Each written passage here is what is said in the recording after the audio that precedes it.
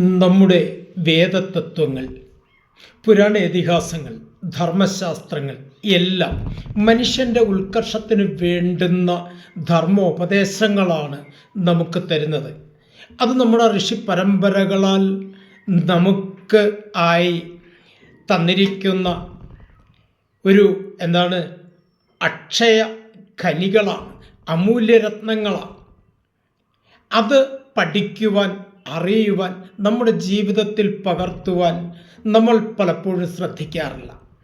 ഇതൊക്കെ മറ്റാർക്കോ പറഞ്ഞിട്ടുള്ളതാണ്, പഴഞ്ചനാണ് എന്നൊക്കെ പ്രത്യേകിച്ച് പുരോഗമനവാദികളായ ആളുകൾ തെറ്റിദ്ധരിക്കാറുണ്ട്. യഥാർത്ഥത്തിൽ നമ്മുടെ ധർമ്മോപദേശങ്ങൾ അതൊക്കെ മനുഷ്യനെ ഉയർത്തുവാനാണ്, ആധ്യാത്മികമായി ഉയർത്തുവാനാണ്.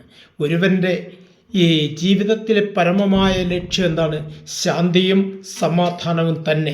അത് ആർജിക്കാൻ കഴിഞ്ഞില്ലെങ്കിൽ നമ്മൾ എന്തെല്ലാം നേടിയാലും യാതൊരു പ്രയോജനവും ഉണ്ടാവില്ല.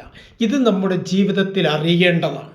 ഈ വീഡിയോ നിങ്ങൾക്ക് ഇഷ്ടപ്പെട്ടുവെങ്കിൽ ദയവായി എല്ലാവരും ലൈക്ക് ചെയ്യണം, സബ്സ്ക്രൈബ് ചെയ്യണം. ആദ്യമായിട്ടാണ് കാണുന്നതെങ്കിൽ സബ്സ്ക്രൈബ് ചെയ്യണം, ഷെയർ ചെയ്യണം, നിങ്ങളുടെ കമൻറ്റുകൾ രേഖപ്പെടുത്തണം. നമസ്തേ.